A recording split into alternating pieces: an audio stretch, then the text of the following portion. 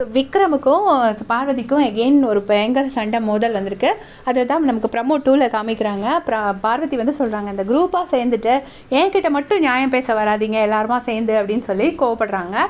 கோவப்பட்ட உடனே விக்ரம் வந்துட்டு அதுக்கு மேலே ஏதோ கத்துறாரு. கத்துனோடனே அமிர்தன் சொல்கிறாரு, இப்படி தான் உங்களை உங்கள் வீட்டில் வளர்த்துருக்காங்களா அப்படின்னு சொல்லி கேட்குறாரு. ஸோ ஏற்கனவே ஒரு வாட்டி வளர்ப்பு பற்றி துஷாரை பற்றி பேசியிருப்பார். அதனால தான் பயங்கரமான ஒரு சண்டையெல்லாம் வந்திருக்கும். அப்போ நான் வளர்ப்புங்கும்போது அதை நான் மீன் பண்ணலை அப்படிங்கிற மாதிரி மன்னிப்பெல்லாம் கேட்டிருப்பாரு. ஸோ திருப்பவும் அவர் அந்த வேர்டு யூஸ் பண்ணுறது தப்பு.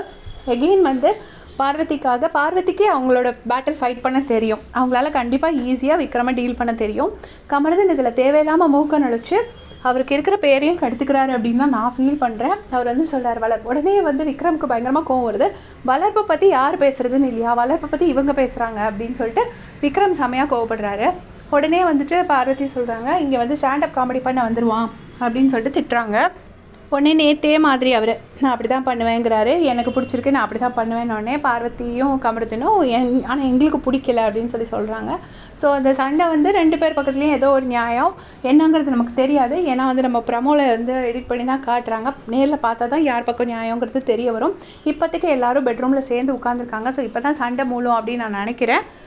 ஆனால் கமருதன் வந்து தேவையில்லாமல் ஓவராக வாய் விடுறாரு பார்வதிக்கு சப்போர்ட் பண்ணுறேங்கிற பேரில். ஸோ அவர் இப்போ தான் கொஞ்சம் நல்ல ஓட் பேஸ் வந்து சேர்த்து வந்திருக்காரு. இந்த நேரத்தில் வளர்ப்பு பற்றிலாம் பேசினார்னா அவர் கண்டிப்பாக அவரோட கேம் அஃபெக்ட் ஆகும். அதை கமருதன் தான் புரிஞ்சுக்கணும். நம்ம ஒன்றும் பண்ண முடியாது. உங்களுடைய கமெண்ட்ஸை சொல்லுங்கள்.